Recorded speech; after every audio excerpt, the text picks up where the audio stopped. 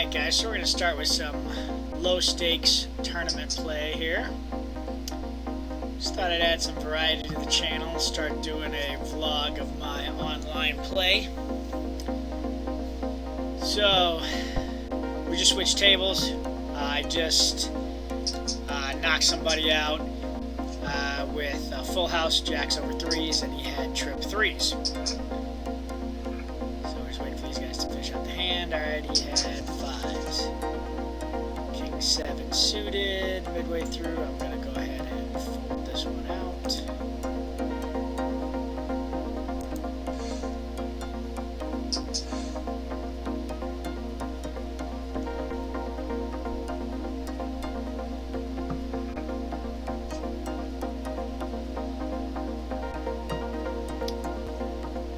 Alright, off. Let's see. Now we have 2 flush draws on the board. Neither one of the flushes get there.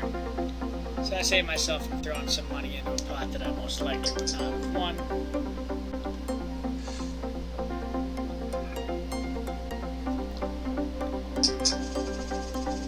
Alright, 7 deuce offsuit. We're definitely not playing this, especially in early position. We need to be playing tighter in earlier position and a little more loosely in late position. I'm fairly new to this arena, so I have the basics down, but not a huge elaborate game plan of play. So Vegan just bumped it up to 6,300, 2 callers. Jack, Queen, 5, 2 hearts. Vegan is throwing some more money at it, takes it down. King 8, again, not strong enough to be coming in early position. So,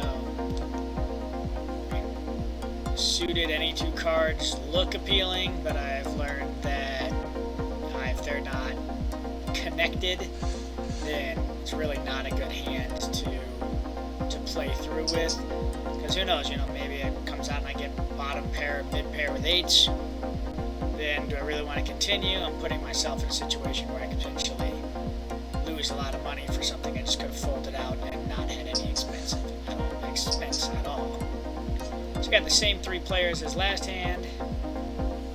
So here I would have had high pair with a moderate kicker, so wouldn't be the most comfortable spot. I mean, you got 3 people in the hand, chances of somebody having at least a Broadway card is pretty good.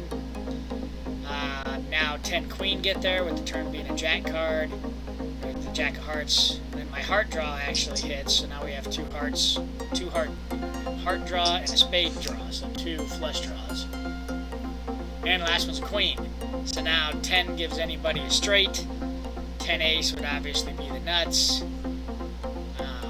So yeah, probably dodged a bullet with this one, but we'll see. Unless Vegan fires at it, which he does. Or she. You get a call. And he's got the 10. Yep, go figure. So alright. 2 of spades, 6 of clubs off. So, I mean, if I don't get any raise, then obviously we're going to continue on. Alright, now we got a raise to 6,000. Got a call for 6,000 from Vegan. So that's 4,000 more for me in a pot where Horseshoe's probably going to go all in. This guy bumps it up to 20, so I'm out of the way. Vibra is probably looking to push Horseshoe all the way in. Vegan will most likely not get out of the way. Not what I would have expected. Had we stayed in, we would have paired our 6 and had a gut shot straight draw. Chances are one of these guys is strong, high pocket pair. Vegan might have aces or kings. And ace king takes it with Horseshoe and queens takes the other. So Vegan quickly got himself knocked out. Poor situation to throw all your money in going for the draw to the flush. So 10-7 off, 1,000 more into a pot that'll probably be 76. Pretty good odds to hit a hand, assuming Mr. No Coupon checks, which he does. Alright, and in first position, I'm going to go ahead and check my sevens. There's an ace out there, there's a flush draw out there, and I got bottom pair. Not feeling super strong about it. If people go through and check all the way around, then maybe, assuming a club doesn't hit on the turn. But at this point, you know, I'm getting out of the way. Right here, yep, getting out of the way. I was only in this hand because the cost was right to see if I hit something strong. Bottom pair with a 10 kicker, not strong enough to continue, in my opinion. A7 suited, now this will be a pretty good hand to have, especially in late-ish position. So, alright, so we're just going to go ahead and call this raise. A7 of diamonds, hope we get some ace or some diamonds out there. One diamond, so it's going to be some work to get to that ace high flush. Maybe totally whiffed the whole board. What was that? A little less than, a little more than a third of the pot. Yep, not worth it. Because I'd have to hit runner, runner, diamond, or runner, runner, straight, or an ace. And I'll feel like horseshoe would be betting into two players, one who's yet to act, if you didn't have at least something, probably sitting with 10x. Especially with that aggression. Guess we'll never know. King 5 off, definitely not playing that.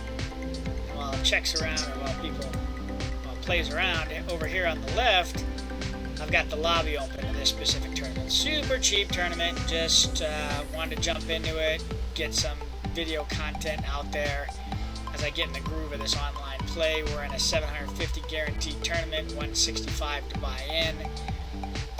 So, super low end. I mean, if I go ahead and click here, we're 63rd out of 136. So, almost right smack dab in the middle. So, we're folding the 610 off. But over here, we get a good idea of ranking of the top 25-ish players. Let's see. Currently, we've got an hour and 19 minutes. Before registration ends. What I've found in tournaments like this is people are riding it out just to get into the money, and after registration ends, people kind of start dropping like flies. So we'll see if that is in fact the case in this instance as well. And obviously we're shooting for first, $129.53 right now. That'll fluctuate as people rebuy or buy back in or enter the tournament late. But still not bad, almost 100x, almost 100 times the buy-in, so good percentage, good risk to reward. Alright, 3 of diamonds, 5 of clubs. Nope. I'm going to go ahead and knock that out.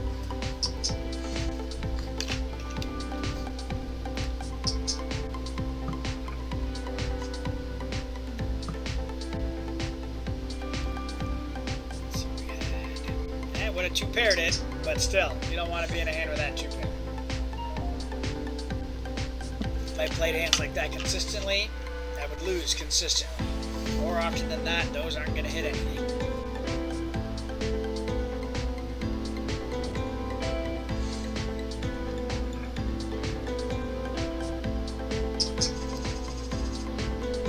Queen 10 off, or Queen 8 off. Again, I've found, especially in early position, these offsuit, too far to connect cards, not good to play. There's not a lot of reward on those hands. Alright, we got infinite 47. Just min raise. It's 2,000 on top of the 2,000. It's 2 callers. Alright, then we got 5 ace 4, 2 diamonds.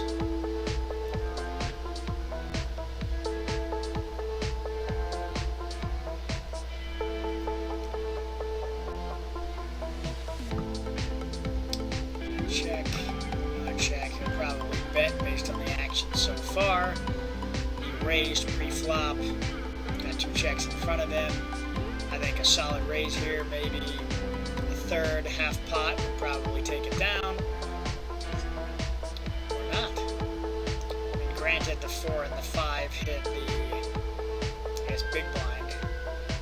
I think it was actually small and big here, Kayvon and V-bar, because I don't think Urkanova was in the hand yet. So he's playing against the blinds. So chances are those hit up.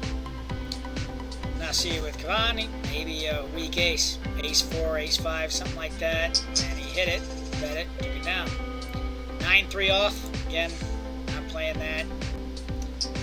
For any of you that actually play a lot of poker, a whole lot of it is hurry up and wait.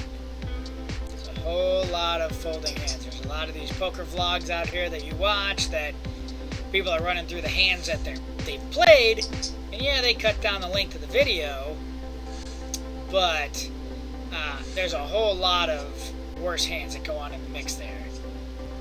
An ace-king takes it down versus ace-8.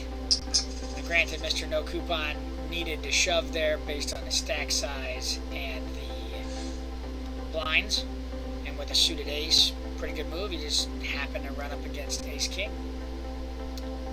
So here was suited Jack 5 in the big blind. Great position to really open up my range. So unless I'm facing a ridiculously large raise, I'm at least calling to see if I can turn this not so great hand into something worth playing. So we got raised, min raise. All right, now we've got aggression after the min raise. You know, almost 10,000 on top of mine. Which I'm not going to do, so we're going to go ahead and fold that Jack 5 suited, because just you don't want the aggression, you know, after there's already a raise. So, alright, ace 5 suited. So assuming no one raises it, again, a ridiculous amount, I will probably bump it up with a raise to maybe take it down pre-flop.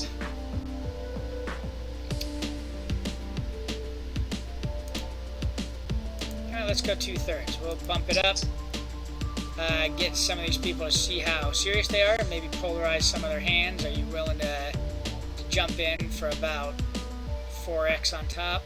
About 3.5x on top. And if they are, then, you know, we're so there we got one caller. Vibra's been pretty solid, so let's hope for spades. One spade, and I'm first to act. Not the best situation to be in.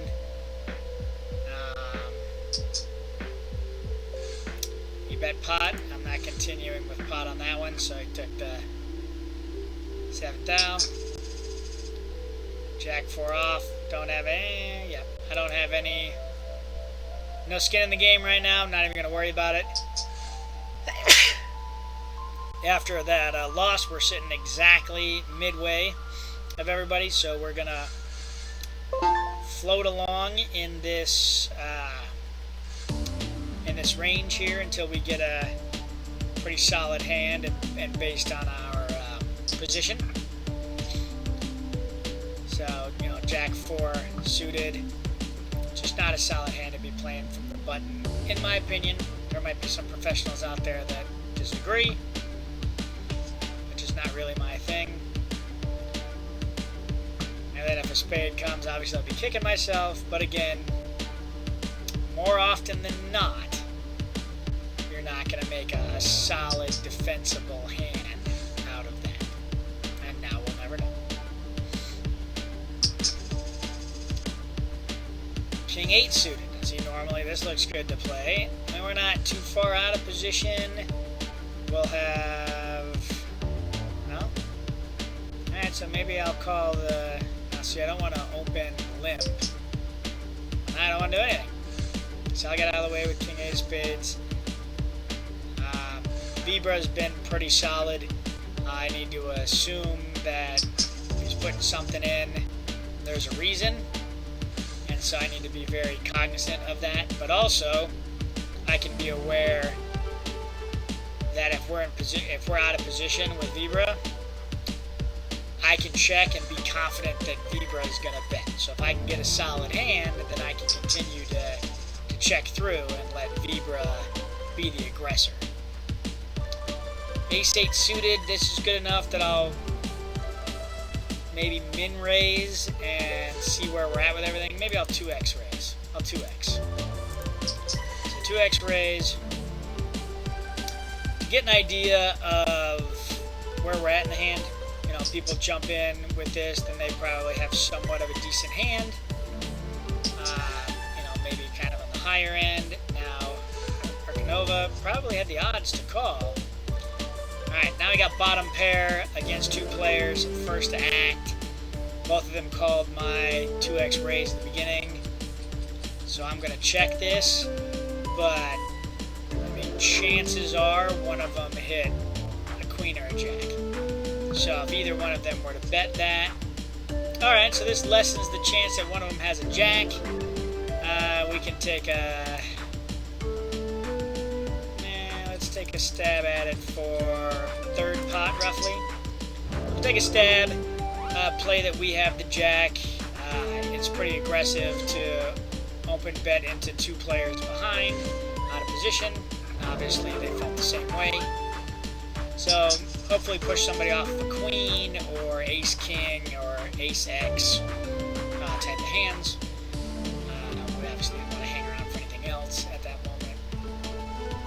But the fact that everybody checked around the turn, I'm sorry, everyone checked the flop, indicated some weakness, so it gave me that open opportunity to make a marginal strike at the hand and pull it down.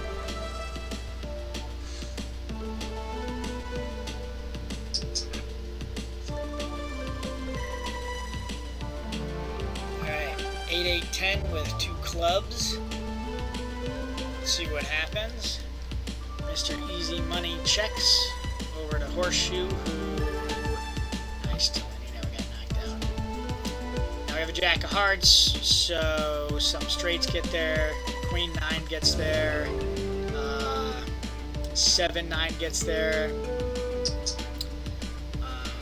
Not sure that either one of them would have 7-9. If anybody has it, it would be Mr. Easy Money based on his position. But he didn't have it. 8-2 off. We're definitely not playing that.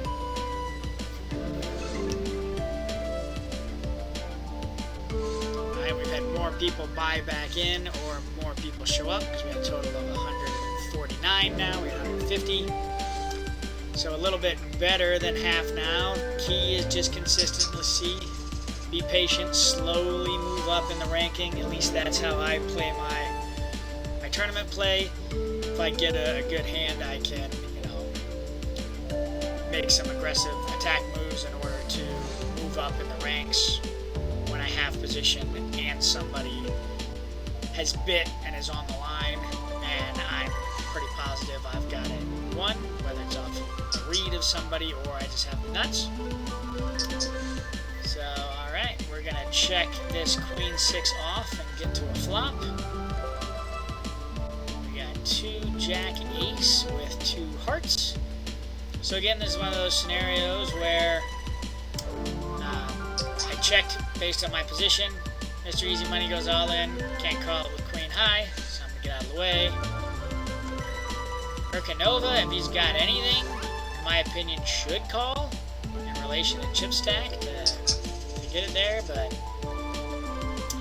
got King 7 suited in the small blind, so I will at least be calling the limp of everybody. And again, we're limping because the price is right, and we're hoping to hit a nut flush, basically. And if it's anything that's not super strong, then we're getting out of the way. So here, nothing too strong, any sort of aggression, just getting out of the way. And that's solely based on the fact that really shouldn't have been in a hand with King 7 suited anyway. The only reason we were in there because I got a good price based on everybody calling and me only having to put in half the money because I was a small blind and half the money was already out there. So see, basing 6,000 in aggression, based on everything that I've read, you know, calling with the King 7 is a good move. Improperly playing it after the flop comes is where people make a lot of mistakes. So I'm going to go ahead and fold that and get out of the way, especially with someone calling the raise.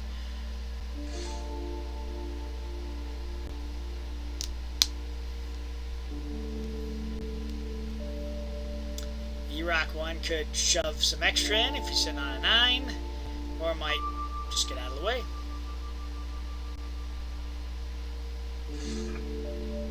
Alright. 7 gets there, so now you got a couple of straights that make it. You got 8-10, 5-8. Someone could have trips, Ace-9, King-9, or an overpair. So Infinite 47 takes it down without anybody seeing anything. Alright, I'm on the button with 10-7 off. So I'm letting that go. No sense in throwing money away on 10-7 off.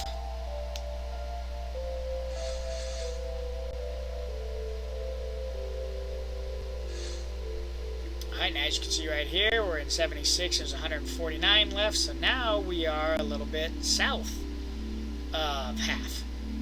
So we're going to have to work that back up a little bit, not a huge deal. I just like to take a look at that and get a bearing on where I'm at. King 9 off, again, looks good, but not super good. So, you know, King 9 off, I'll just get out of the way. Chances of me making a playable hand, and one that would be solid enough to continue against in-position betting, not a very good likelihood. So, here's a perfect example. We got 3 people behind me, or 2 people behind me, 1 person in front of me, 1 person being an aggressor. So, probably sitting on an ace, and I would be sitting with king high.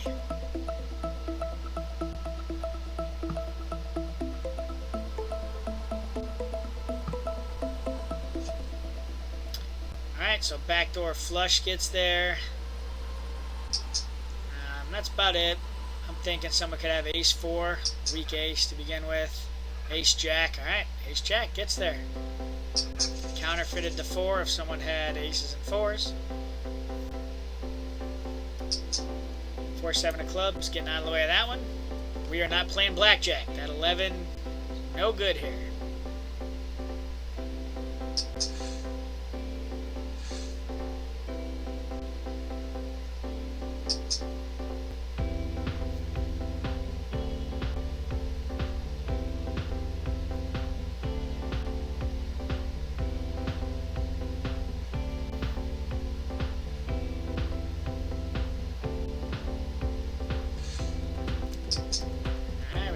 Min raise, 2 calls, and a 4th call. So we got 4 players going in, and we got 8 king ace, all clubs. So my club flush would have hit, but again, not a very solid club flush. We got 2 aggressors in here still. Chances are, with the way they're being aggressive, E-Rock, having called the aggression from Vibra, possibly has a club flush or a club flush draw. If it was a draw, he's probably going to fold right now. Alright, so my assumption would be Vibra probably has an ace. E-Rock is probably sitting on clubs. And we'll see if Vibra takes one more stab at it. Alright, is E-Rock going to call it? Alright. Trip kings. Alright, well then V-Rock probably had the ace. 3-5 off, we'll get out of the way of that one.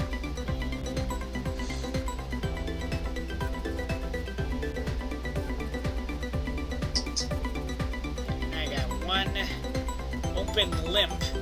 So for those of you that are unfamiliar with the terminology like I was when I started, open limp is when you're the first to act and you just limp into the pot. And then everybody else behind him is limp calling. So, you know, he put in there that bet and he's limp calling, and then obviously big blind just checks it through. Small blind checks, big blind's thinking about it, he checks, E-Rock throws out a min bet. So I'm seeing a lot of that on these hands, is people are either min raising or min betting. And so there we got a raise from infinite 47, and E-Rock could have just been trying to get a sense of where he was at in the hand, so he might just fold this away, or he was trying to entice someone to do that. Now E-Rock might check or put in another minimum raise in comparison to the pot. So there you go. A little less than a quarter of the pot, or a little more than a quarter of the pot. Alright, infinite 47 folds. So infinite 47 could have been on a flush draw, and that's what E-Rock was targeting. I got 3-4 off, I'm getting out of that. Alright, blinds are moving up fairly quickly in this game. We've got 12-minute blinds. It looks like. We'll look at that after the break and see what the format of it is. Let's see if we can get it up here. Action time 15 seconds, time bank 25. Blind levels every 8 minutes. So this is almost a turbo event. Every 8 minutes, blinds are going up, which means we're going to need to play more aggressively as things increase more quickly. So that actually puts an explanation as to how some people are being so aggressive.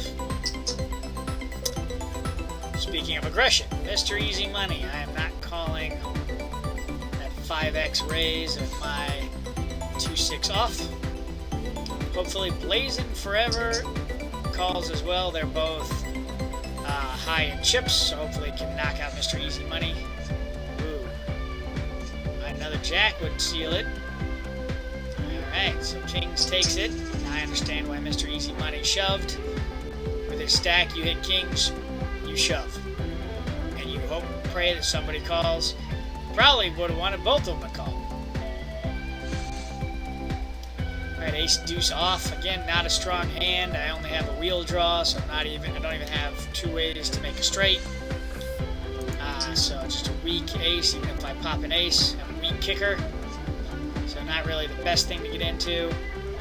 We pop that ace, so got some hearts out there. I'll go ahead and half pot it. See what Mr. DRV24 wants to do. He might call this half pot if he's on a heart flush draw. So now bump it up, 2/3 it. We'll find out right here if he's on a heart flush draw or not. Because chances are if he's on the flush draw, he's not calling the 9,000. And if he repops, then chances are we're not in the lead. Alright, now the backdoor straight gets there as well. Do we think he's just letting us be the aggressor? Let's bet half pot and see if he wants to play. That 10 did save us a little bit if he has a higher ace. Oh, pop the 2 pair at the end. That 10 did us in. Now we're not in a good spot. Now we're looking at a spot where we got, what, about 15 big blinds? So we're looking at a shove scenario here in the very near future. We're 15 from the bottom. So we want to go ahead and bump this out as quickly as we can. We're looking for a, 2 Broadway cards, strong ace, any pocket pair. I feel is a pretty much solid shove move at that point. We're going to have to play a little bit of strategic poker here. I'll hope to get a solid hand, get one call maybe to increase our chances of not getting outdrawn. Alright, 5-minute break after this hand. I'm going to go ahead and pause the video, and then I will be back once the break is over. Go refill some water, grab a drink possibly. So we'll watch this last hand play out. We got DRV 24 and Infinite 47 in the hand. King 5 Queen 2 diamonds. Infinite bet, DRV folded, and we're good. Alright, so we'll be back in 5 minutes. Alright, and we are back.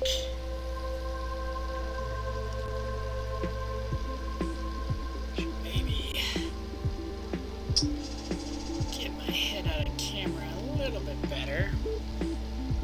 There we go. Jack 2 off, no thanks.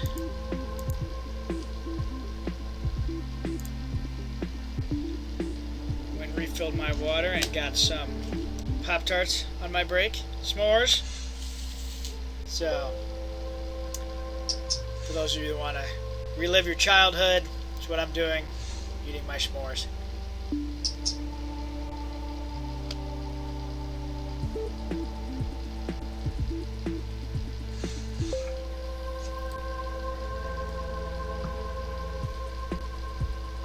Alright, 3, 4, 7, King. Rainbow, and an 8 hit, so 5, 6 makes a straight. Maybe a king or a random low card hits.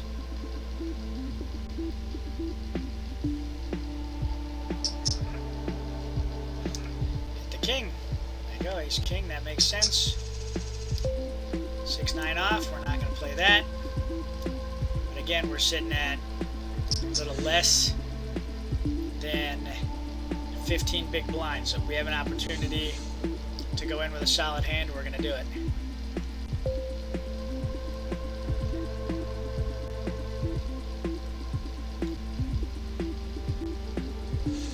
We're going to bump up this number being 15 away from the bottom. Not a good number.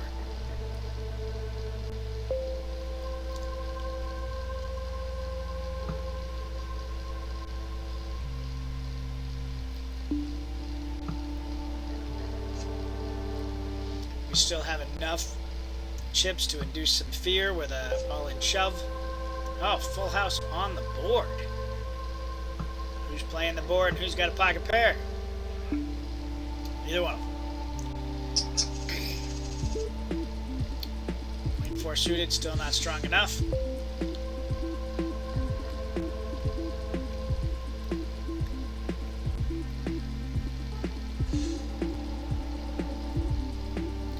Put up again.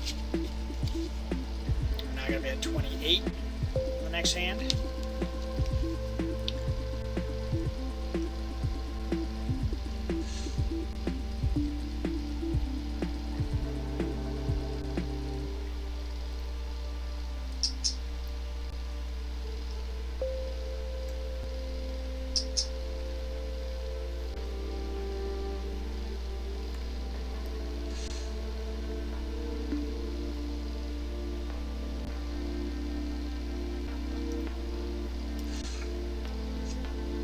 Button raise, small blind calls. 6, 2, ace, 2 clubs.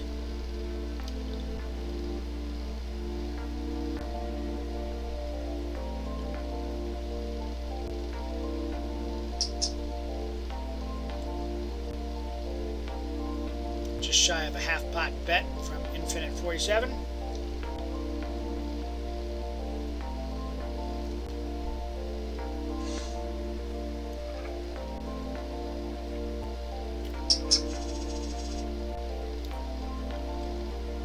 Ace 9 off on a big blind.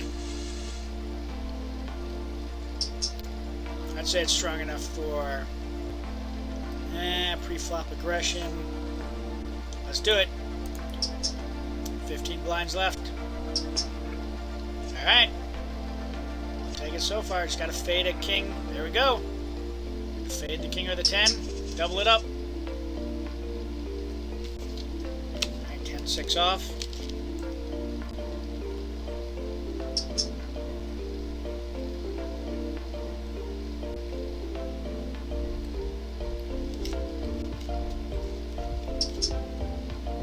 Got another open limp from E-Rock. Now last time he open limped and then called, and then showed aggression. So we'll see if that pattern continues.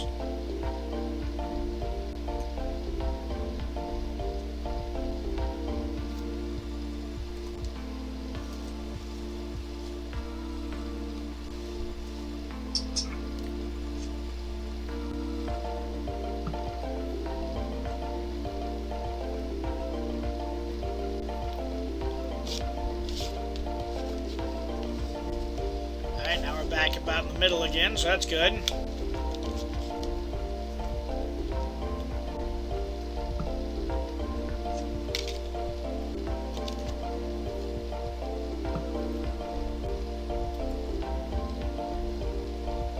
Wow, trips on the board. Gives some strength to a 3 that somebody would have had, and also ace high. Second full house on the board in as many hands. That is unique. Don't see that very often. There you go, splitting it. And that ace high had it all the way until that last 3 came out.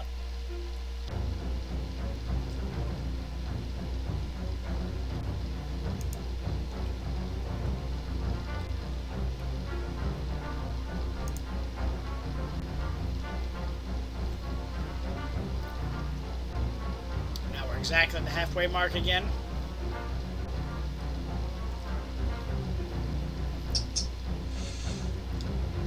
We can go back and address that shove hand as well. We're getting the right price, as many blinds as we had left, ace high with a decent kicker. You saw the flop. The flop was all low, so who's to say if we had just called and he had shown aggression again, if we would have continued.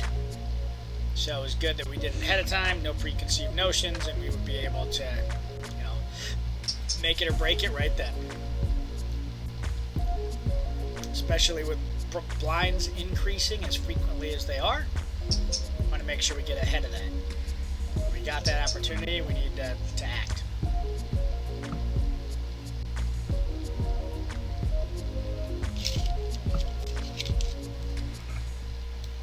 E-Rock was checking with that queen all the way through.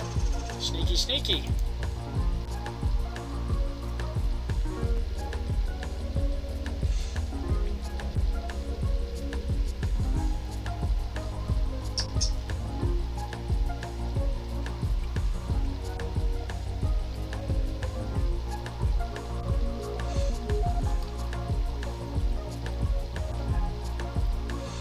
Blazing Forever bumps it up 4 times.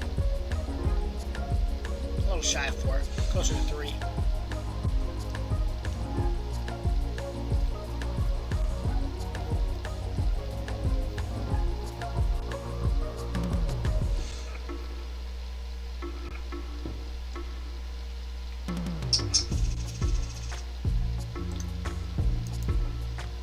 Eight 4 suited. Hurry up and get out of the way.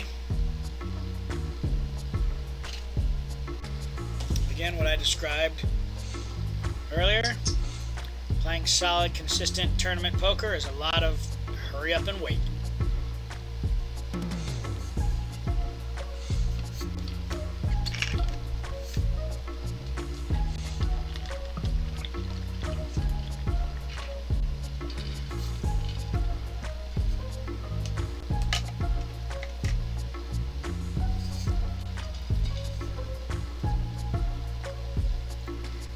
Flop is 4-3-7, 2 diamonds.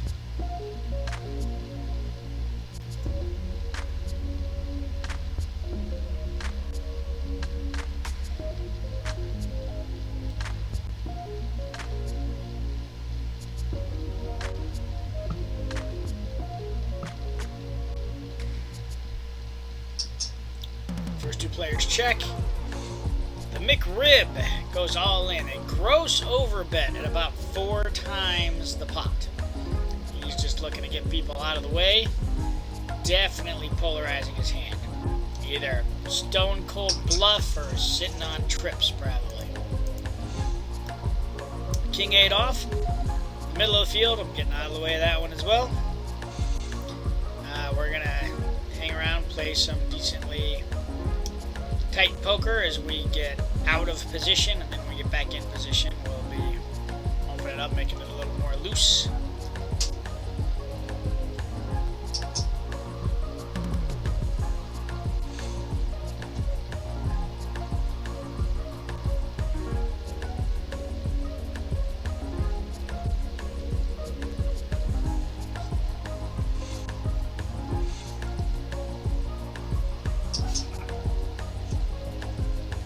So the flop is ace 9-2 rainbow.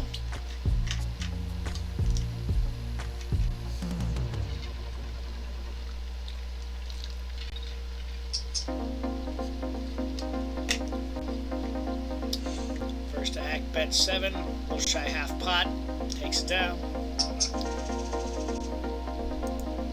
Jack 2 offsuit, again, as we're getting more out of position.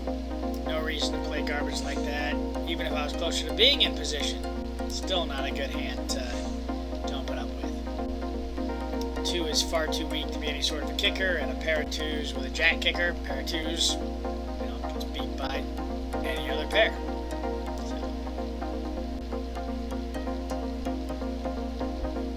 It's up to infinite 47. Just taking his time as he counts down. Blinds bumped up again. Mr. Easy Money on the big blind, blazing forever on the small blind. We had some people relocated, some people get knocked out. Infinite 47 ran out of time, so he's going to be sitting out until he jumps back in. An open, limp, and just a call on both blinds. Flop is ace 10-4 rainbow. Big blind puts out 6,000 roughly, so about a half pot bet. We just called. Guess his range is.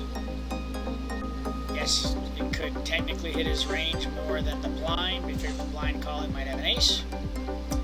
Mr. Easy Money takes it down. Still sitting on a short pot there. 2 Broadway cards, but out of position.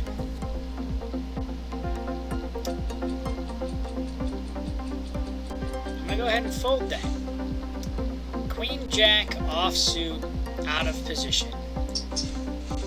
I need to be playing tighter at the moment, so I don't want a bunch of people acting behind me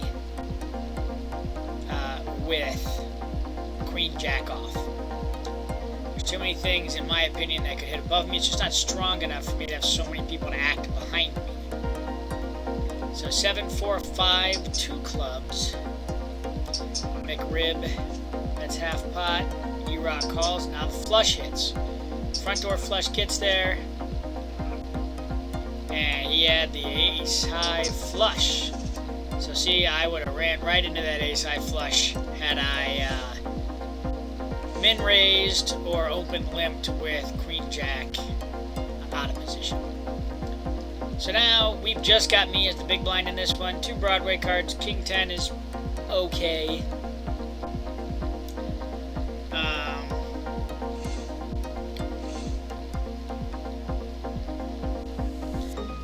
Alright, so now I gotta raise, a hefty raise.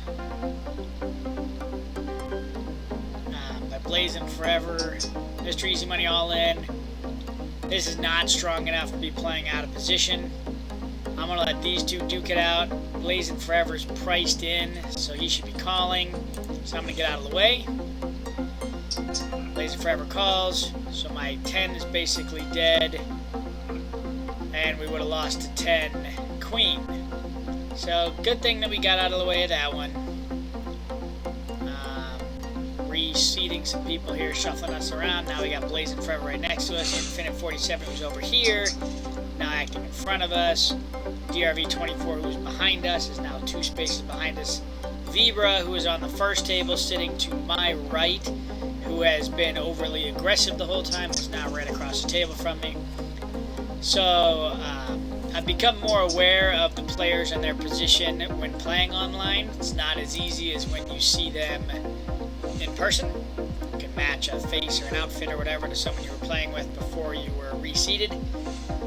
Now I have to keep an eye on the location of them. Let's see, we got 173 players left. We're on level 16. How many tables? We have 22 tables left. Paying the top 26 positions. So still got a ways to go.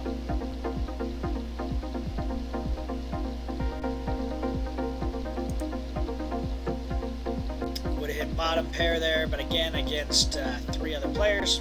Not the best spot for me to be in, even though I would have been in position to these 3 specific players.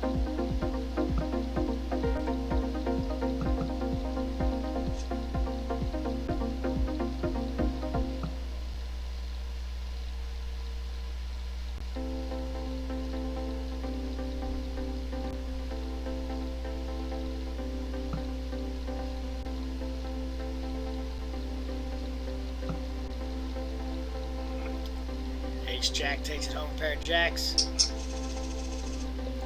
3-8 off. Nope.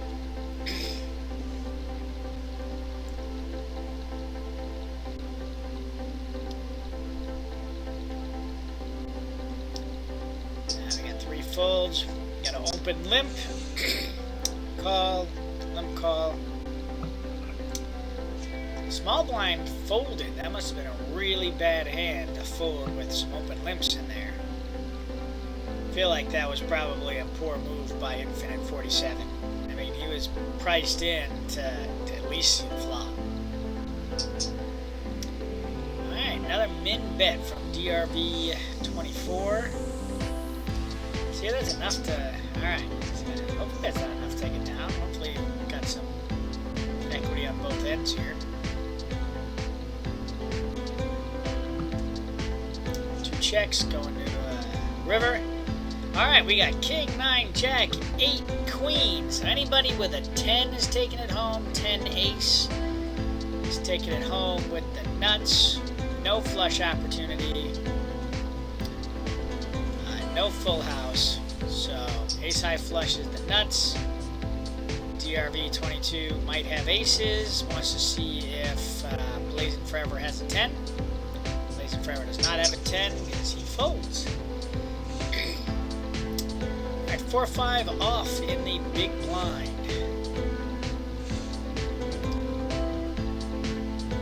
Alright, as you can see, we're dropping down in the ranker again. We're going to have to get more hand action going on here. Vibra, who we know is a aggressive player, we're going to go ahead and check, and if we hit something lovely, then we're going to go with it. Alright, we flop 2 pair. The 2 jacks on the board limit his possibility of having a jack. So let's charge him to hit any draw he may have. So we're going to go 2/3 pot and see if he wants to play. He does. I don't know how much a king would hit his open flop or his open range, his raise. So let's 3x the pot again, 9,600. See if he wants to come along for the ride. He does. Alright, and now we have a counterfeited 2 pair. That does nothing. I would have preferred a 4 to hit. Now he shoves all in. Do we think he's got a jack? There's a possibility he's sitting on a jack. So we're going to get out of the way and take the L. Ace 10, small blind. We are at, again, about 15 big blinds. This is a shove. 100% in my opinion. Just full on shove, either take down the blinds or hopefully hit an ace or a 10. Assuming we don't have any extreme pre-flop aggression, we're going to hit it hard. Alright, we're going to shove and see who wants to play. See if Vibra wants to play. He's, took some chips from us last hand. We got to get some back. We got a little bit back from him there. Ace Jack. Again, similar boat. This is a shove. 60, yeah, we're getting close to 20 big blinds, so maybe not a shove scenario coming up soon, but this will definitely tax DRV 24 or Vibra. We'll put Vibra almost all in, would decimate him if he calls and loses. DRV would cut him in half, so I'm assuming that's what's running through both their minds. Ooh! Got a spike a king. We lost it with ace-jack. So we got knocked out. Let's re-enter for the 165, and that is $1.65.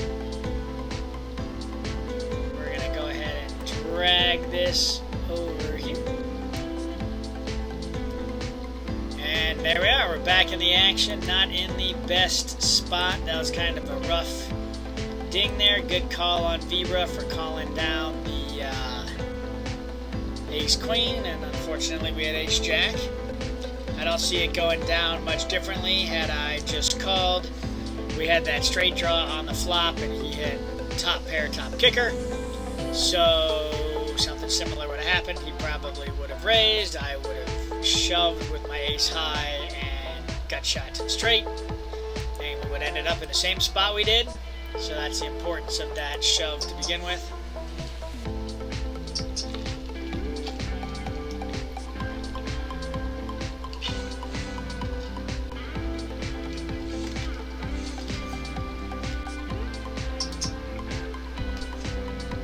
Similar scenario that we were in. Man. And the queen takes it home as well. Jack 4 off. Get out of the way of this one. And again, I mean, we rebought in with what, almost 15 big blinds. So the rebuy wasn't that solid as far as number of blinds. So we're gonna have to find a good hand and apply some pressure here to stay in the game. So now, granted, people are a little more liberal in these games because it's $1.65, so people aren't really too worried about maybe doing some off-kilter play. So sometimes that works to our advantage, sometimes it doesn't. We just need to be aware that people won't necessarily be acting the way they normally would act. 6-9 off. We're going to get out of the way of that one.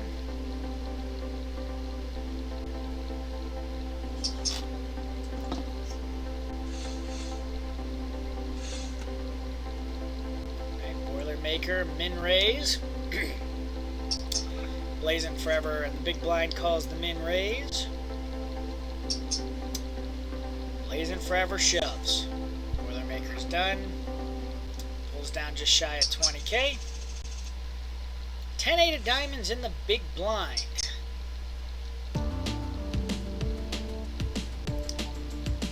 So we got an open limper there. Lady and spike. We're just going to check this one, see if we can't get a diamond flush going on. Now we got a pair of nines. Got a backdoor flush draw if we hit runner, runner. Backdoor straight draw. Flush draw is gone. Runner, runner straight is possible. So let's 2x raise. See what we get out of it. We're hoping to get both folds or spike a 7 or queen. Alright, 2 folds. We're ending up a little bit on top there with that. Jack 5 off. So this would be another one of those not overplay. We're going to check it, see if we can't hit something of use. And if we don't, then we're not going to overplay it. We're going to check it, let him check it or bet it, and get out of the way. It's that simple. Don't want to overplay that. He could have hit a 10 and I start bluffing, and then I end up waist deep in a hand I never should have been in, except I was in a small blind. 7-8 off. I'm going to get out of the way of that one. Just the blinds playing. And we got 10, queen, 6, 2 spades. Boilermaker min bets. Nisi outs. Gets out of the way. Alright, 10-7 off. We're definitely not playing this. in the cutoff.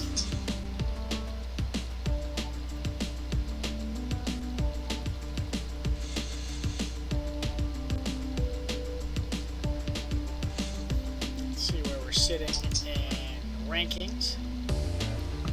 Oh, I forgot about that. This site has a problem with showing rankings after you've rebought.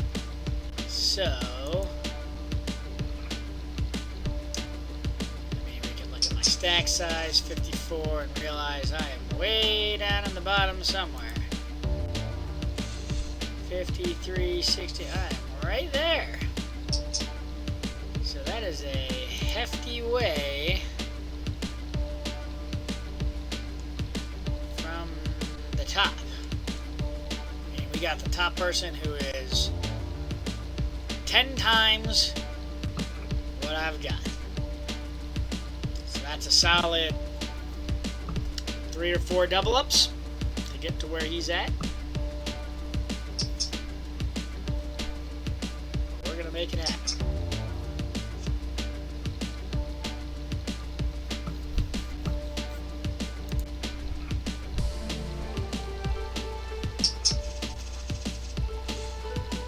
Jack, we're about 15 big blinds, and we're going to apply some aggression. Do we shove here? No, not in this position. I say we call, see how many others we get to call, and hopefully we can make a hand out of this. That way we've got 17K to look at there. Alright, we got a queen in play, 2 4s and 2 diamonds.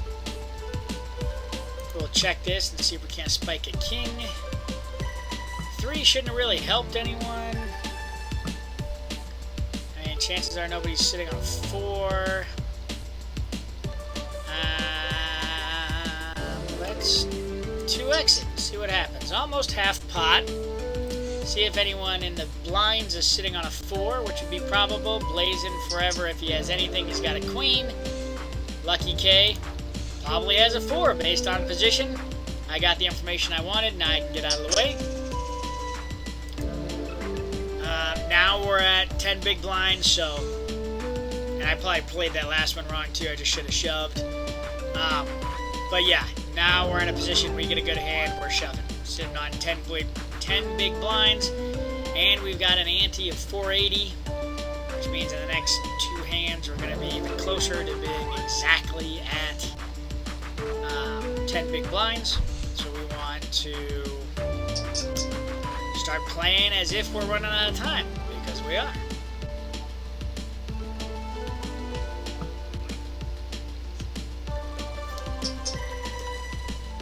Right. Jack, Queen, Ace, 2 spades. Spade flush would have gotten there, but again, I can't be playing 5-9 suited in early position. Early-ish position. It's about mid-position, actually. Hit an ace. Alright. 10 deuce offsuit. Not happening. But we're going to have about 10% of our stack committed next hand. Because of where we're sitting at with the blinds. So we need to make a play very soon. Got a min raise from DRV24. Calls so far, sitting on the small blind. Who calls? Big blind will probably call. He's definitely getting the money to do so, the odds, and he folds. I don't know, he was priced in my opinion, to commit that other 4. You have 4 other players with 8,000 in, and your 4, so you got 36,000, 4,000 into a pot of 36,000, not including the antes. Pretty good odds.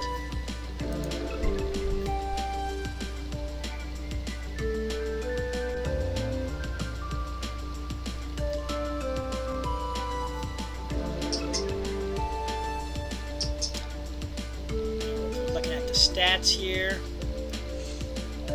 Smallest hand, smallest stack is 14,000. Largest stack 556. And average 136. So about a little over 3 times our stack is the average.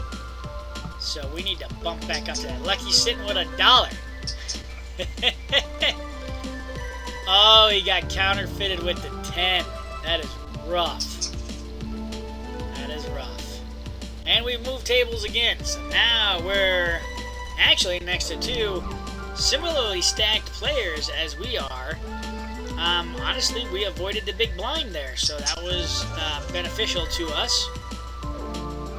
Didn't have to dish out that 4,000 on a hand that we may not have wanted to play.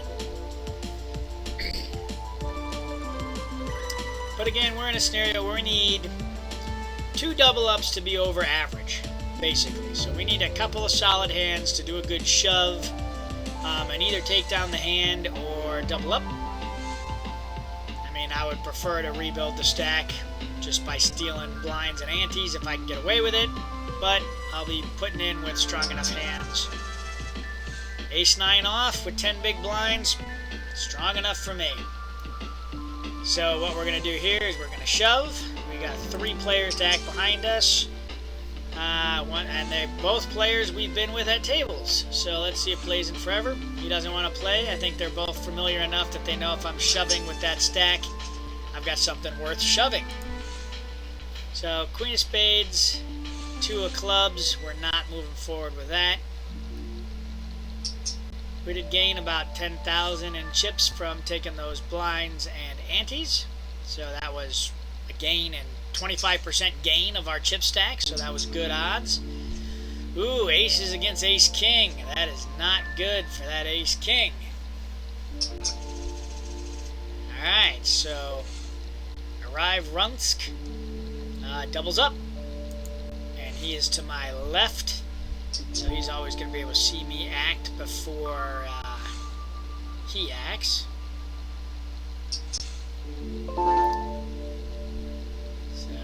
Let's see.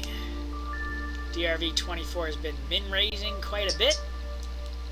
Now he 4 raises. 4 times bet. Probably has a pretty solid hand. He's been pretty good so far. I've definitely seen him do just those min-raises to see a flop. If he's throwing some solid aggression out there, chances are he's pretty solid. Arrive Runsk. Has been pretty solid as well. 2 aces and a 10, 2 diamonds. So if either one of them is sitting on an ace, that's pretty solid there. Chances of them both having an ace is pretty slim. Diamond possibility for the flush is out there, so maybe one of them will be on a draw to that. Let's see. DRV24 was showing a little bit of aggression there. Now slows down. Either he was going for a flush draw or he's already made it and he wants Arrive Runsk to take a stab at it. Alright, Jack comes in at the end. So 7-8 gets there, which probably neither one of them has. Queen King gets there for the straight. And Pocket Queens from DRV24 takes it down. Got Queen 9 off. That is not good enough for us to shove, especially in an earlier position. We're gonna hold out, and again, hurry up and wait until we get one of those hands that is worth it.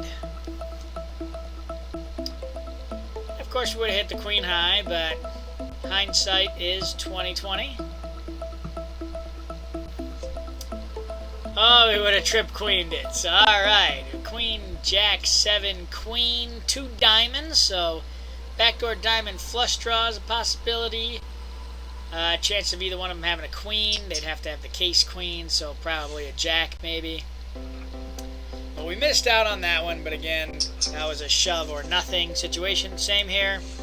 Shove or nothing. Not shoving with 5-7 of diamonds. I mean, one separated suitors. Maybe if I was in position, but definitely not in early position. Alright, we got an open limp from DRV24 again. And we would have had this open-ended straight had we hung around. Scooney checks. DRV24 min bets. Folds. We are in the big blind with King 5 off. So this is enough that we might call a min raise. We're getting the right odds, but not a super strong hand to be playing. We gained that 10,000 by stealing the blinds with a good hand at 1 orbit ago. And Scooney wants my blinds, and he can have them. We're not going in with King 5 all in. King Deuce off, not good either. Especially against an all-in of 100K. So we're getting out of the way of that one. I don't see how anybody calls that. Unless Vibra has a really solid hand. That just seemed like a gross overbet. Definitely polarizes his hands. They're taking it down now or somebody's taking it. King 5 of clubs. Nah, too weak. Getting out of the way.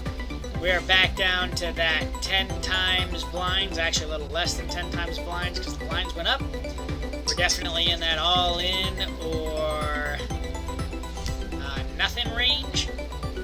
10 jack off. So this supposedly plays very well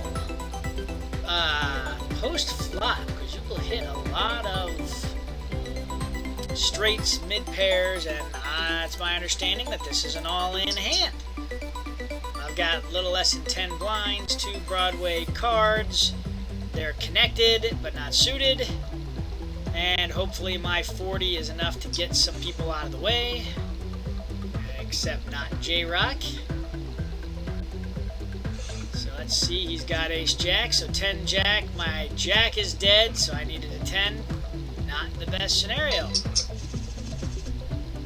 Let's see, 14 minutes till the end of registration. We will take one final stab at it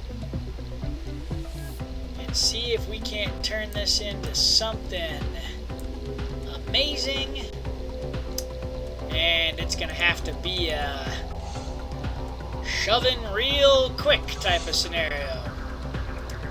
Again, we got a little over 10 blinds, actually just slightly more than we shoved with earlier. This, my friends, big slick suited is a shove. And I hope that with the size of the stacks, I get some calls. I couldn't ask for a better hand as opposed to, aces or kings. Alright, I'll take down the blinds. No problem there. Sitting at the blinds I was sitting at. It's worth the shove.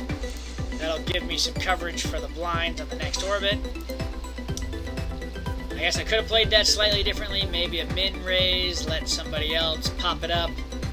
But not in the position I was in the hand I had. All or nothing. So we're up 60s. Ace-jack suited. Alright, hopefully we get some action. And we can shove. We want maybe open limps, some limps all the way around so I can shove my suited ace-jack. Any aggression still? Odds are there to shove my ace-jack suited. And we'll go from there. So we're shoving. See if Blazing Forever wants to play. Alright, we're in a pretty good situation. Hit the ace. Full house. Alright, so now back in a little bit of the action there. That was exactly what we needed. So we basically swapped positions with Blazing Forever. We were in the 50s, he was in the hundreds, now we're in the hundreds, he's in the 50s. 6-jack of clubs. Suited, kind of weak hand in the small blind. I'm willing to call the blinds just to see if I can hit something strong. If not, getting out of the way. If Scooney shoves, which he might here, being the low stack, there he goes. Short stack shoves, I'm out of the way. That is not a calling hand, and he did it in a good position. Only had 2 people to act behind him. So, ace-jack suited, I'm no longer super short. So we're gonna 18,000. So we'll go 4 times blinds. And they both fold anyway, neither one wants to play. I'll rake in about another 10% of my stack. 9 deuce off. No brainer, definitely not anywhere with this.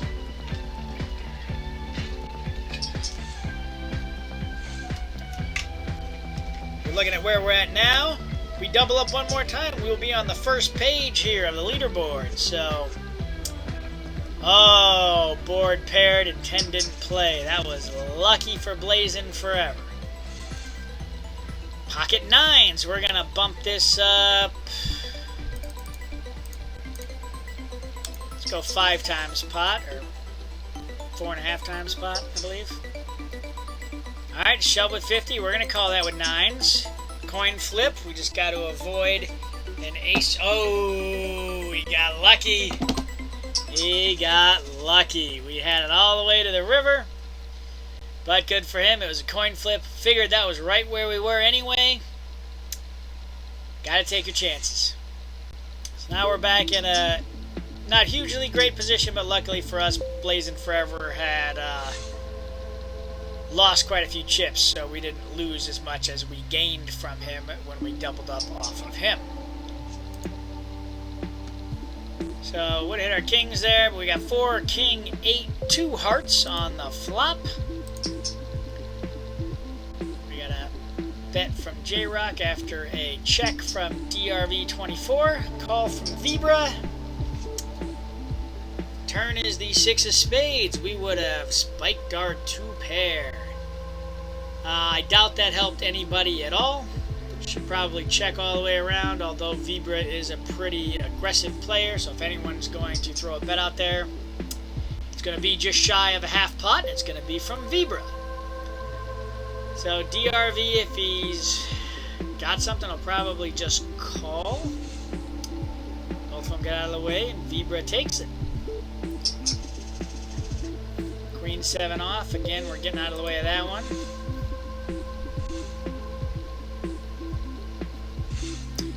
Now keep in mind, we're getting in that dangerous territory again. We're in the 18 big blind range, something like that. Solid flop there. See, this is a flop I would not have want to been involved with, even with my Queen 7, because now I got bottom pair and a kicker that is not that great, probably won't even play. Yeah, it's right there. My kicker is moot, so I wouldn't even play with that kicker. Now I'm sitting at second to bottom pair. Not a good scenario. We got a rainbow board. 10 gets there, so now any jack makes a straight, which would give someone the nuts currently.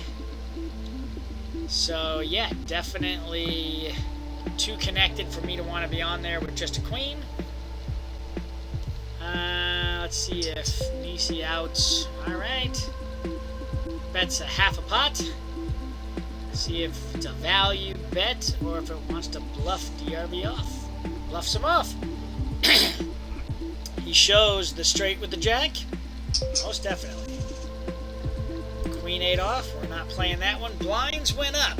So now we're at about 15 big blinds. So again, we're in this shove or nothing scenario again. So we will see what happens. Oof. On the big blind with 8-4 off. So again, if our odds are there, we might call, but 8-4 off is not the best hand to be playing with. Basically, and Scooney with a short stack, he might just shove, which, lo and behold, he does. I don't have anything. I can't call an all-in with 8-4 off. That would be a ridiculous expectation. King 4 off. Again, not that great of a hand in the small blind. Limp, I guess, to see if we can make anything solid out of it. And if we get any aggression, we're out of the way. If we hit anything, we're basically in a position where we need to pop it. Alright, we hit the king. I think we don't worry about any more draws to happen. We can play it off as if we have a 3. And pray to God he doesn't have a 3. And he doesn't. So easily we take down those blinds, which is good for us because we're in this not so great situation. of being about 15 blinds. 15 big blinds. And now I got an open limp from Blazing Forever again. That man is doing a lot of open limping. This game has consisted of a lot of limps. Oh my god. Alright, so would have flopped a full house. Granted, we shouldn't be playing 7-4 off, but we probably could have made a little bit of money from this. Flopping the nuts, nothing else is going to come out that beats that. I guess technically a straight flush possibility could happen. Just kind of there at the moment. It's possible. But, yeah, flopping that, yeah. Flopping the full house we would have mopped it with these gentlemen. But, well, maybe nobody hit it either. Everybody checked all the way through. That person had a 4. Probably would have been able to keep that guy in for a little while. 9-4 off. We're going to fold this one too. We're not going to let the fact that one time we would have flopped a full house, that should not alter our play. Should not be throwing money out there on hands that have a very low probability of turning in anything. Again, 3-way limp to the pot. Very strange. And we would have flopped bottom pair had we still been in it. Some of these guys are tricky. Vibra and Blazing Forever, I know they're both capable of being tricky and checking down it when they have stuff, waiting for a later position player to bet, and then they raise. They do the old check raise. Again, would have tripped 4s in that scenario. Would have been pretty good.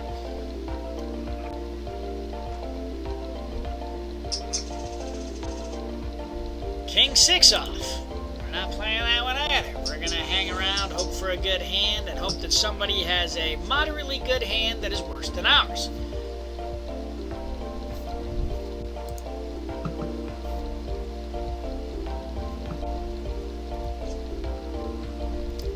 So flop is 10, 3, 4, 2 spades, and the turn is the 2 of clubs. Backdoor straight gets there. Everybody folds to the min bet.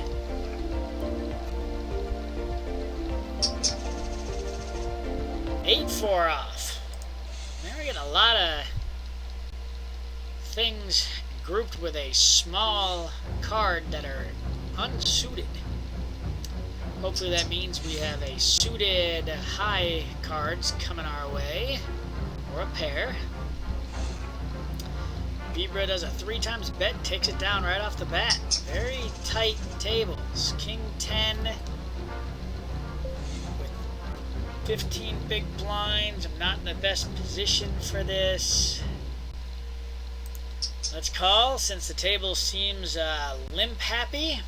We'll see what we can get to transpire out of the limping. Pretty confident that it'll limp around, and then I can actually see the flop for cheap. This is what happens. So flop. 6-5 of clubs with a jack. We're going to take a 2 times min raise, stab at it, and we're going to take it down. So we gain 19,000 to our stack of 79. Now we're sitting on ace-jack. Now we're going to throw a little more aggression out there. Let's 4 times it, see if we can't get some action from some previous players, or some lower position players, and then if they do, then we'll bet accordingly. But this should be a shove movement. Even if Scooney here shoves, we're going to shove. One player with ace-jack, be a good move, but instead we take down the blinds. Now we were back over 100K for about a half a second until we posted the big blind and the antes. Now we got ace-8 suited. We're definitely going to raise this, get some weaker hands out of the way. Or we're going to call this raise from DRV24, hope for some hearts, get a nut flush going, and we got nothing. So DRV is pretty aggressive. He's probably going to throw a continuation bet out there, and I am just going to get out of the way. We got 5 minutes to the next seat. There's half pot. not worth it for my 1 overcard to the potential king. And again, DRV is pretty solid, probably playing ace king, something like that. Alright, we have 10s. This is an all-in moment, especially in the small blind. I mean, you might want to fear this bet from Blazing Forever, but it's really only a 1.5 times raise.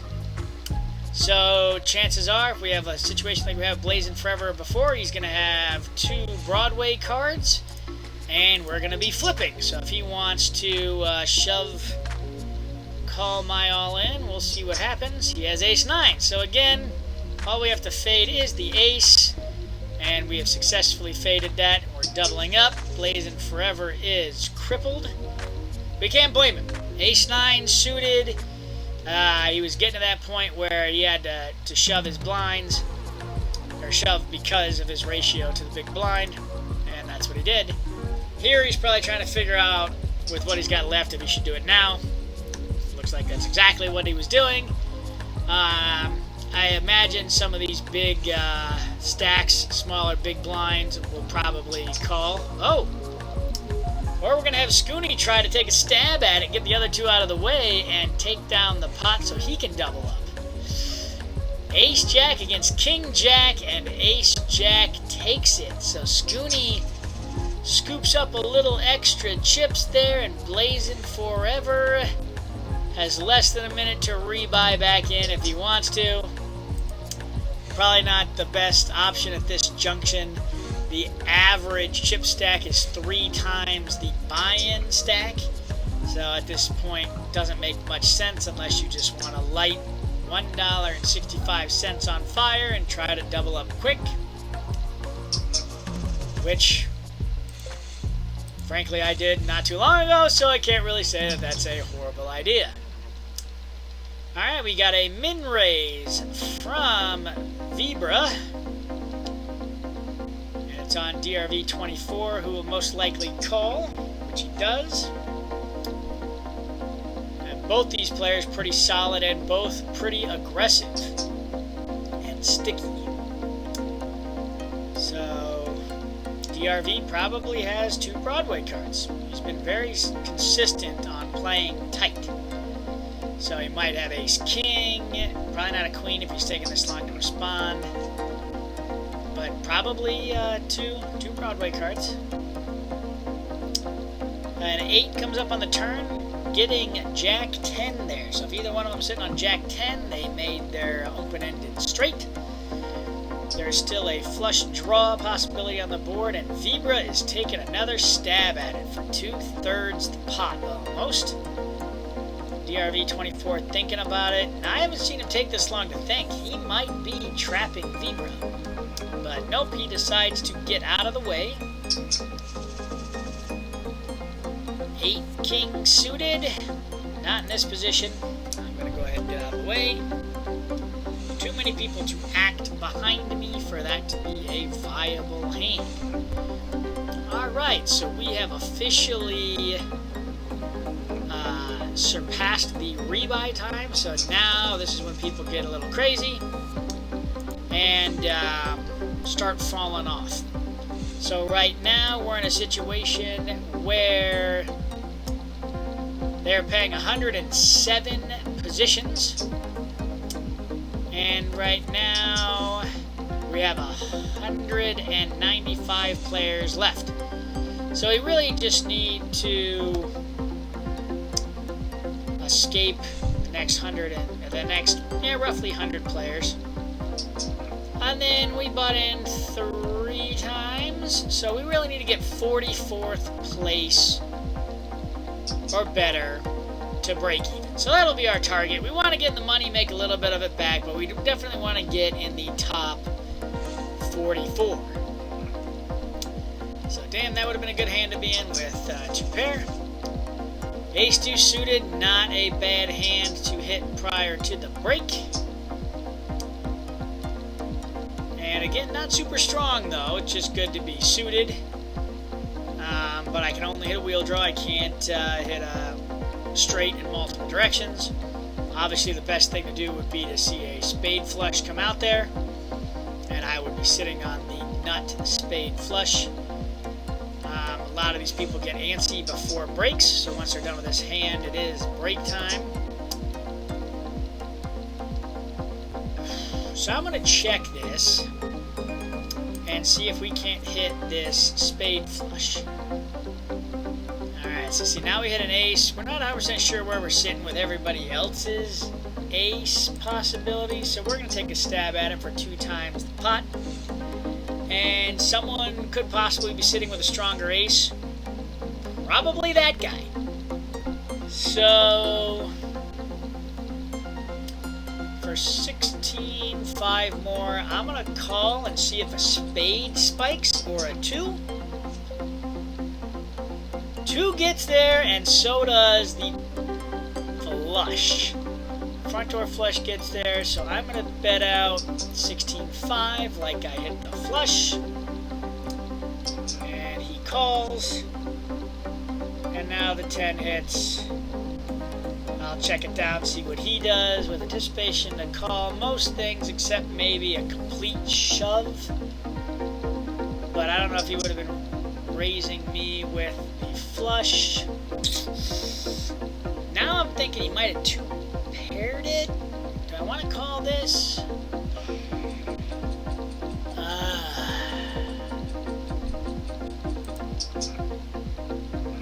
Yes! So he put him on a weak diamond with a queen. There we go. That's what he had. Alright, break time. So we're going to take a 5-minute break. I will be back. And we are sitting decently pretty at the moment. Thanks for watching, guys, and we'll see you back in a minute. Alright, and we are back. And I have an ice cream cone. So we got about 9 seconds until we get back in the tournament again. You can tell I got the childhood nostalgia going on. I got the Pop-Tarts and the ice cream cone.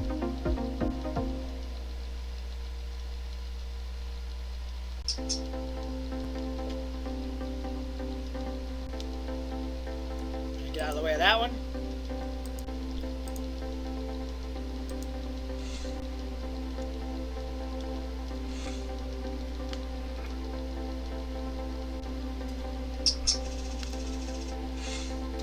King Jack suited. There's definitely one where we're going to raise it.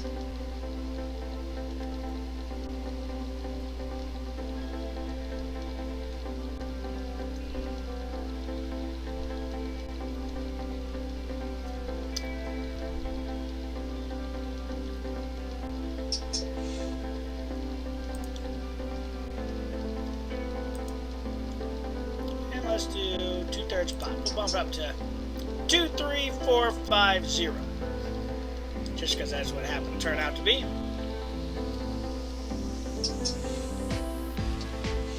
We got 1 caller so far. Only 1 caller.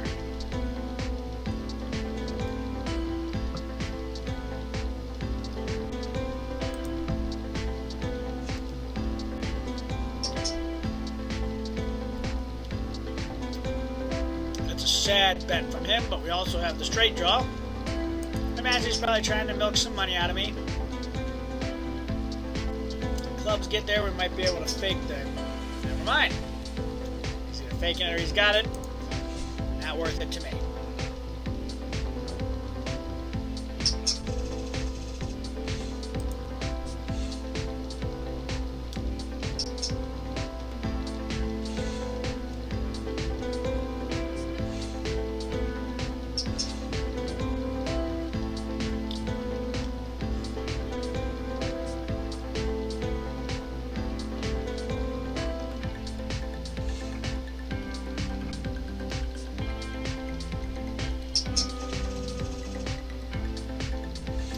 Keep in mind that I have Vibra to my left, and he is short stacked. So chances of him shoving to my marginal raise is very possible. So I want to make sure that when I'm playing good hands in good position.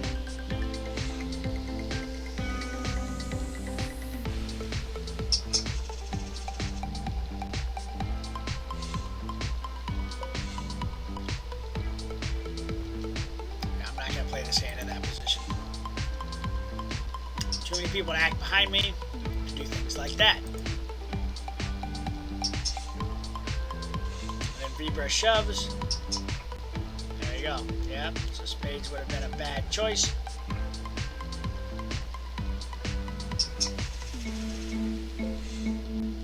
That's why I don't go into marginal hands in middle position, because somebody could wake up with a hand.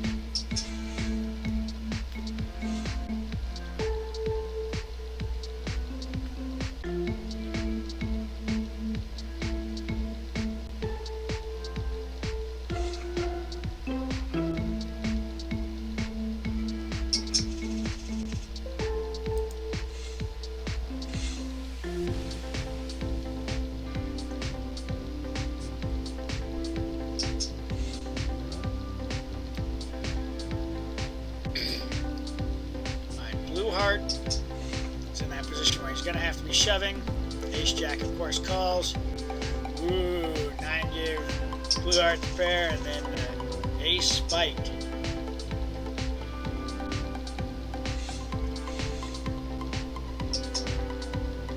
I'm going to check this 5-9 offsuit, see if we can't make something out of nothing.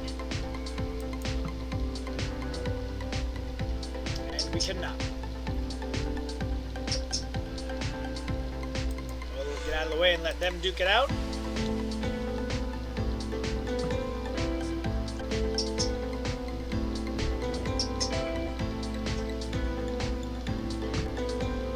Any jack will do ya.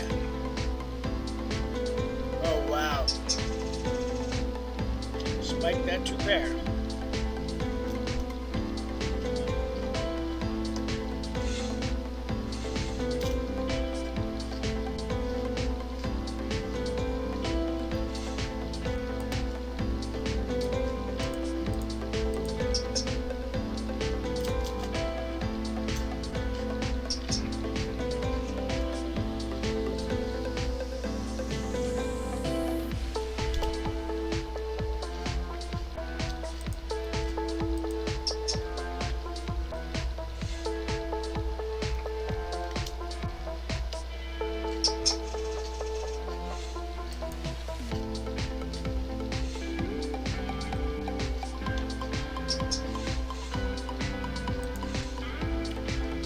Jack 2 off. Definitely not playing that. Dawson 0. It's way short stacked. So I would imagine in the very near future, he's going to be going all in.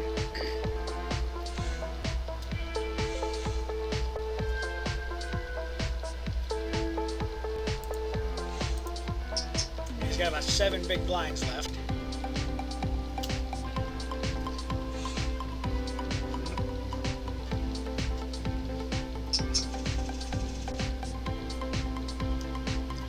Ace 5 off. No, not with the small pot action going on behind me. Or not small pot, small stack.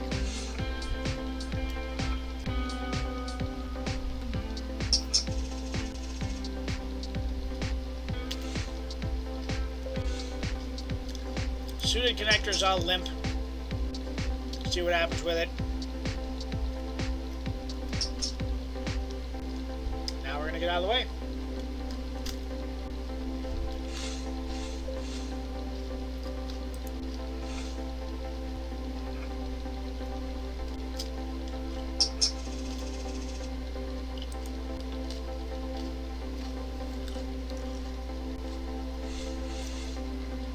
So it's the second time Lapuri 23 has raised my open lip or raise. So we're going to have to be aware of that moving forward, that if I have a strong hand, I want to put that min raise out there, or open limp, to get him to initiate the aggression.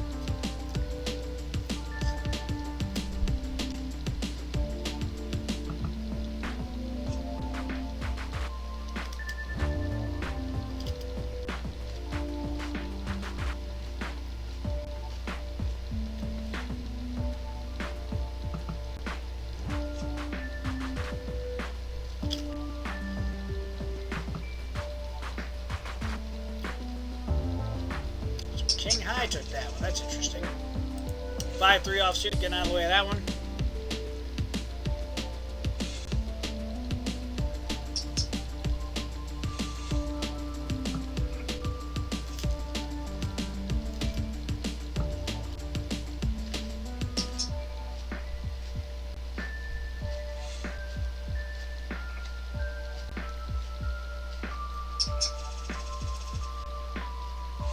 Ten jack off in the big blind.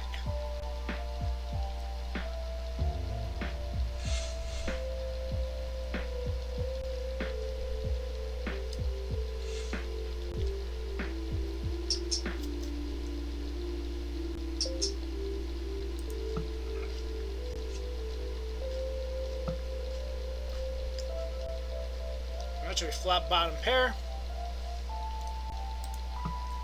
So queen will get us there. A jack will give us 2 pair. But of course a jack gives any queen straight. I see a half pot aggression from Nisi outs. And not really worth the inside straight draw. I don't think it's worth it. Bottom pair with inside straight. I don't need it.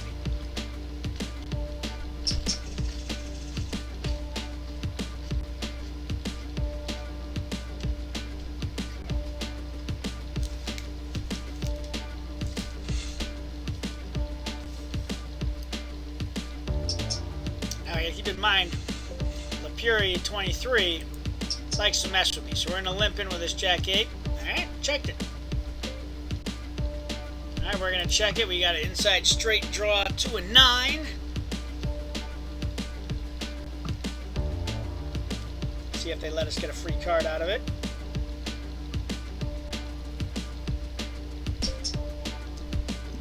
No, he does not. A little shy of half pot. Not worth it. Not for the gut shot.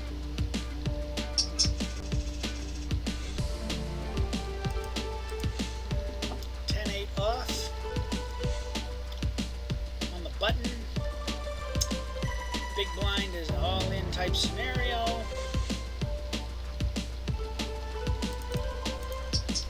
That's what it is. I'm alright to take 10% of my pot to his blinds if he wants to play. Oh, he didn't even shove.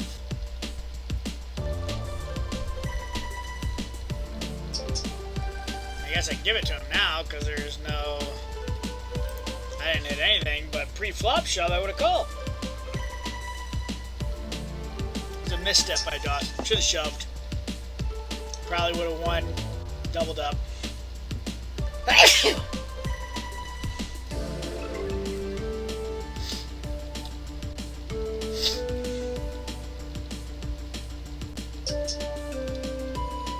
All in from Scooney. I am getting out of the way.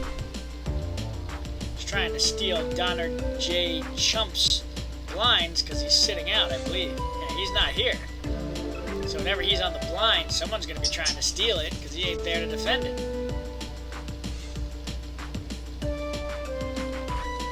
Again, dead money just sitting out there. That guy's logic is probably that he can make the money by just letting it blind around. Which he's probably not wrong. We've got about 35 more people to shave off and then everyone will be in the money, so... Not the best, but not the worst strategy I've ever seen. So, maybe he had something else to do and he decided, to hell with it, if I just leave it there, it'll make something.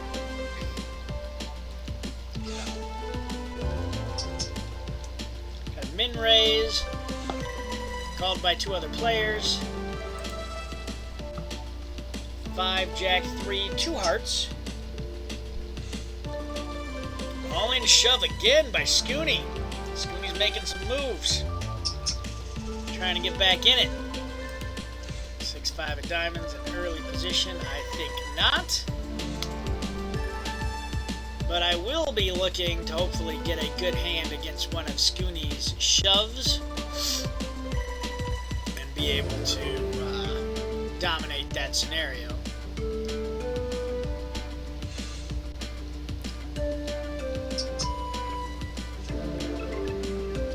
call. Jack 8 2 hearts. A min bet from DRV 24. BC outs folds.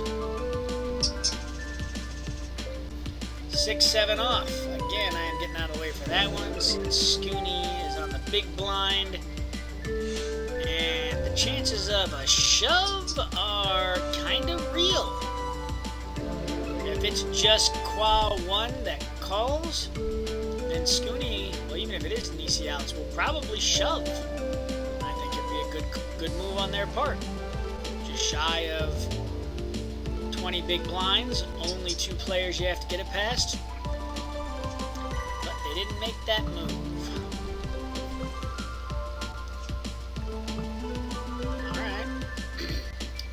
All low cards, 2 flush draws out there. This backdoor spade draw gets there, and Nisi outs takes a stab. A min stab for 7,000. A raise from Scooney, but a min raise. That's begging for a call. The price is right for a call. And Nisi outs pays it off. Scooney rivered his flush. Scooney making a comeback. Scooney was in like the 40,000 range there for a little while, up to 175. Good for him. Making some moves. And me being in the 260s, my main focus right now is to show up on this page over here. So I basically got to overtake Donald J. Chump. Alright, me and Qua 1. I got the 9 here. So, oh. Meant to, that was a misclick. I meant to half pot it, but maybe it worked in our benefit.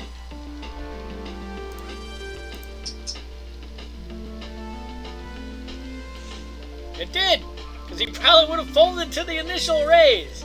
So I'll take it, or the initial bet. Selected the raise I wanted to do and clicked the check button behind my head. Alright, and La Puri, like I said, has been very aggressive towards my raises. But he'll probably just call this min raise from Scooney, so it's probably a good price here for my ace deuce suited. Yeah, so throw some hearts out there. Got 1 heart, you either need runner for the straight or runner for the heart. Scooney's probably going to bet, and I'm going to get out of the way anyway. But, yep. Man, Scooney's on a roll.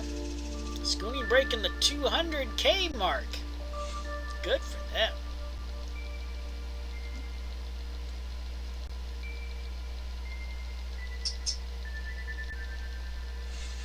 $31. Definitely not doing it with Queen 10 off. See if Dawson wants to play. He's got the big blind out there. Nope.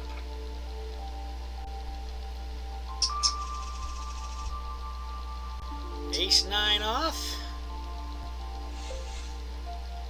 I say we're going to bump it up a little. Let's do 28. 4 times.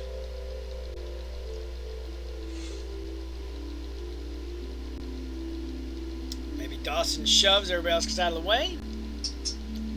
Oh, Donald J. Chump is in for it. That's what I want to see.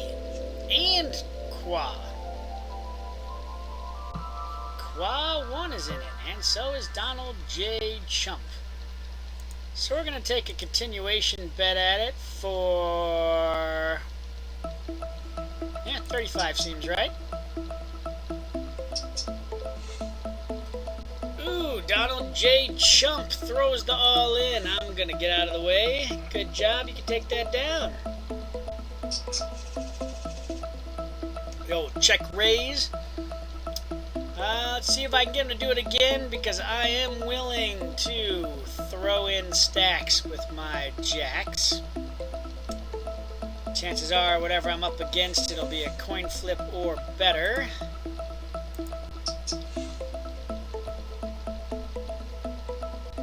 Hoping for Dawson or Qua, not Donald J. Chump, because he can crack me. Alright, I'll take it down. Add a little over 10% to my stack. But to be honest, that was a pretty solid hand. I would have been alright with a call.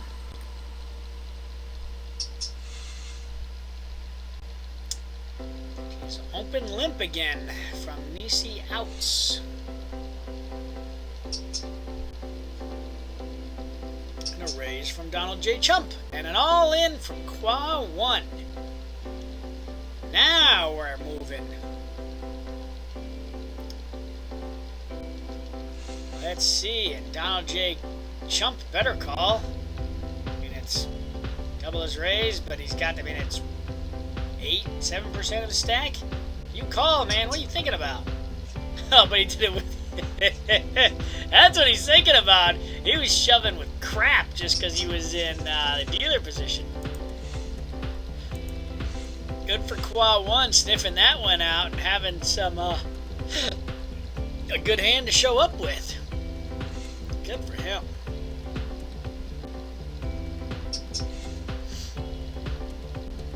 Well, now I know that Donald J. Chump is aware of his position. He's playing like someone aware of the power of his position. He was on the button, tried to make a play. The odds were there to continue with it, so we got to see the move. Good to know. Oh, wow.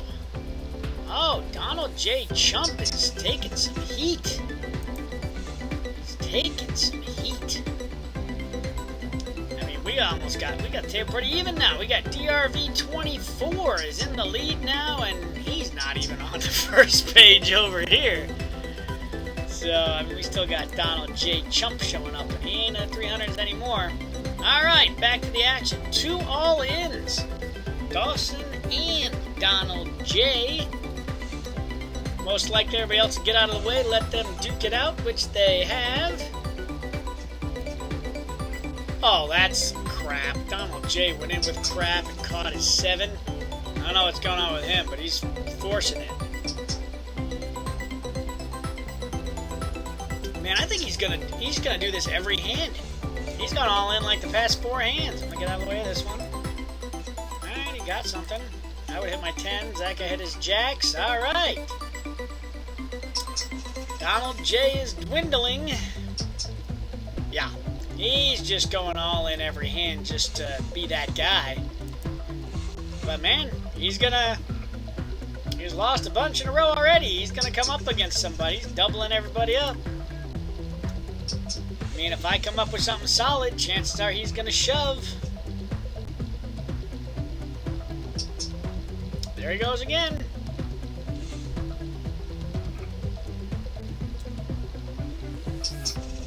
But now I know he's being aggressive, and here we go. I'm gonna trap Donald J. Chump here because he's gonna do that. Come on, Qua, call it. I'm calling it because, yeah.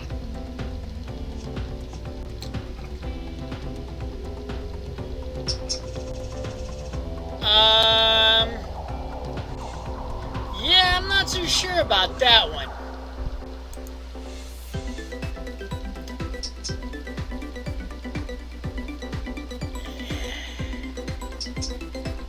Couldn't have asked for a better position, and it just didn't work out. But that seemed a little sus, not gonna lie. His 8's cracking my aces, and that was the second or third time that he caught a river card to win the hand, because he knocked out the player over here by catching that 7 when he had 6 7s. But you know what? We're gonna come back. We got this. We can come back from this. Couple of double ups, we're right back in it. Maybe 3 double ups, we're good. Can't believe he won that hand. That was some crap. Good. Get Donald J. Chump out of here. I mean, shit. Sitting on 4.5 big blinds after that huge hit to our stack with aces. Come on.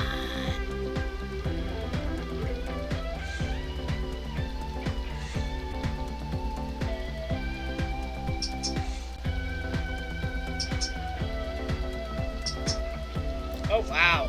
4 people trying to knock Donald J out. Nobody even showed aggression. I'm surprised they're not all just checking to get him knocked out. His chance. Oh, jeez. Well, oh. Oh, really? All of them? And the Jacks take it home. Wow. Grime Time just knocked out 3 players at once. That was pretty awesome. Alright, still sitting at not a good situation. 4.5 big blinds. Looking for any 2 Broadway cards to shove with.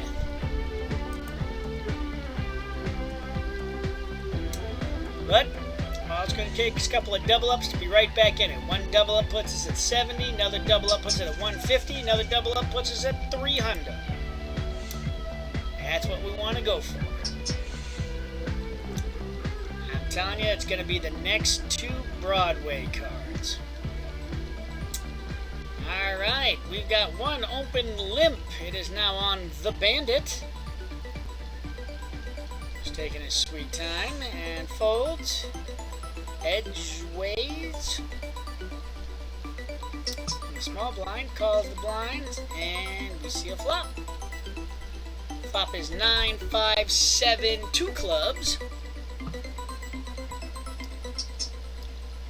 And we got a half pot bet from Middleman and a call from Coos.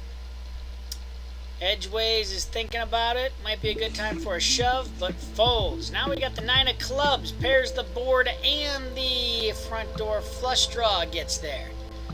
4 of clubs hits on the end. Straight possibilities out there as well. And 7s and 9s takes it home. Queen 7 off with my 35,000. No, but time's running out. So we'll see what happens there. We have another open limp by Coos. The Bandit, again, is letting all his time run out before he acts, which I don't know if this is a common behavior from that player. Min raise from 1237333J. Interesting. Got a min raise called by the Middleman. And I have quads. Just thinking about calling me min raise, which I can't see why you wouldn't in big blind, betting into a pot, good pot size. So he calls. Now we're in a 70K pot. Absolutely. 8K to win 70K. You damn right you should be in it. Alright, let's see. We got 1 check from the Middleman.